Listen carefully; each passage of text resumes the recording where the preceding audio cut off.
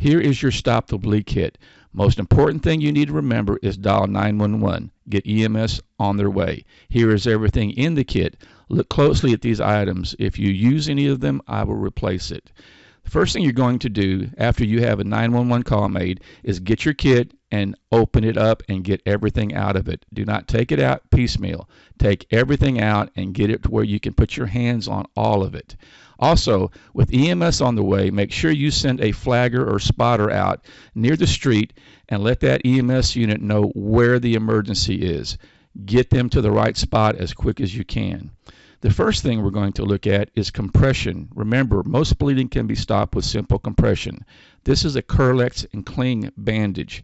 It can be used as a bandage or dressing. This is a little buckle I include. This little buckle can help secure the dressing in place. It's not a tourniquet. It's more of a secure buckle that can help secure bandages together on the wound. Now we go to the Israeli bandage. This is a very high-tech bandage. You'll see the video on how to use this. If you notice, everything is compressed in these packages. That's what it looks like outside the package. And then that is the dressing part that will go over the wound, and that is what you will have as you wrap around it. This is a kaolin impregnated 4x4 gauze.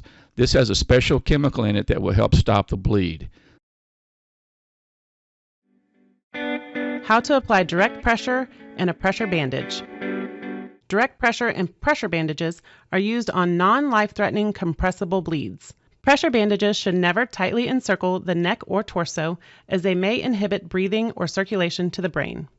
Our demonstration uses the emergency bandage, but the technique works for other products as well.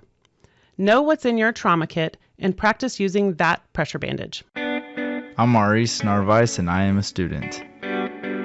When applying direct pressure, place your hand over gauze or available cloth and apply firm, steady pressure over the wound. Remember, no peeking. Do not remove any gauze that has already been placed on top of the wound. Now let's apply the pressure bandage. The bulky padded area of the pressure bandage goes directly on top of the gauze that covers the wound. Begin wrapping with the first pass of the bandage around the arm or leg and bring the wrap through the pressure applicator. Then pull the wrap in the opposite direction of the first pass and bring it back around. For subsequent wraps, you do not have to place the bandage through the pressure applicator. Pull the stretchy band tight with each pass and continue wrapping until you get to the end of the bandage. For training purposes, tuck the closure bar under the bandage so you can reuse it for practice. After a few minutes, assess the bandage. If severe bleeding develops, consider using a tourniquet. Here is the CAT, the Combat Application Tourniquet. This is an amazing tool that can stop just about any kind of bleeding. Watch this video closely and it will explain how to use it. How to apply a tourniquet. Tourniquets are used on arms or legs to control major bleeding. Remember, high to survive placement of the tourniquet. Doing so ensures the tourniquet is above the wound, not on it or below it. Tourniquets are painful, but should never be loosened or taken off after application. We will be demonstrating the use of a CAT tourniquet. I'm Trenton Hernandez, captain with the Williams County Fire Marshal's Office. To use on an arm, slide the looped tourniquet above the wound. Place the tourniquet as high as possible. Hold the tourniquet in place and pull the end of the band as tightly as possible. Secure the self-adhering band from the buckle to the windlass clip, but not through it. Turn the windlass or rod to apply pressure until the bleeding stops. This often requires 2 or 3 turns. Then secure the windlass in the clip. Pull the remaining band through the clip and place the securing strap over the clip. Write the time on the tourniquet if possible. To use on a leg, open the tourniquet by removing the band from the friction buckle. Slide the tourniquet under the space behind the knee and then up the leg as high as possible. Wrap the band around the leg and pass the band through the friction buckle. Then bring the band back around the leg and pull it tightly. Bring the band to the windlass clip, but not through it. Turn the windlass until bleeding stops and secure it in the clip. If you have any band left, pull it through the clip and place the securing strap over it. Write the time on the tourniquet if possible. If severe bleeding continues, leave the first tourniquet in place and apply a second one directly adjacent and below it. The tourniquet should be as close together as possible. Here is your chest seal that's vented. Watch carefully how to apply this. How to apply a chest seal. The purpose of applying a chest seal is not for bleeding control, but to prevent air from entering the chest through the wound. Chest seals are for penetrating wounds to the front, back, or side of the torso. Really, they can go anywhere between the neck and the navel.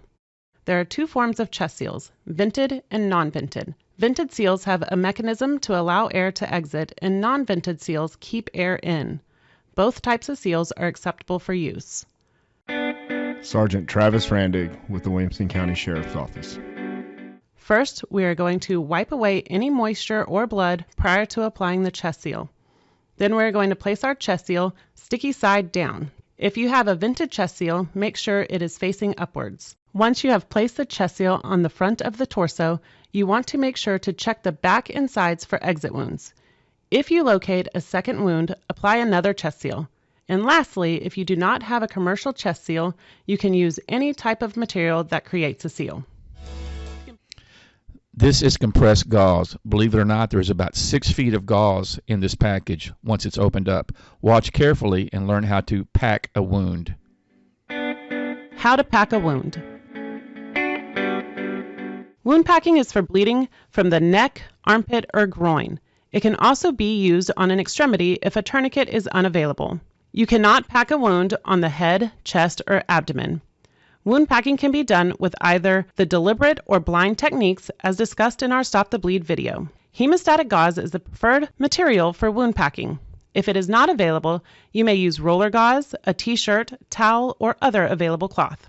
I'm Kristen Hullum. I'm the trauma injury prevention nurse for St. David's Round Rock Medical Center. We'll start by exposing the wound and placing our fingers inside it. Move your finger 360 degrees around the borders of the wound. If you feel no resistance, the space is empty and should not be packed. If you feel body tissue in all directions, apply direct pressure to the source of the bleeding. Gather a bit of gauze around a fingertip. Advance it to the point of the bleed. Pack each subsequent bit of gauze tightly into the wound cavity while maintaining pressure. Continue packing until the wound cavity is filled.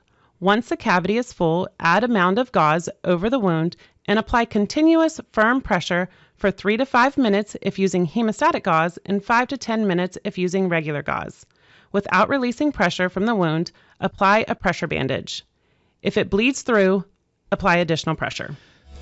These are the extra items I put in these kits. This is in a silver emergency blanket. This is great to keep somebody warm and to prevent them from going into shock. If the person feels clammy, they have a very ashen color, a very fast, hard to read pulse, that's shock, and it is very dangerous.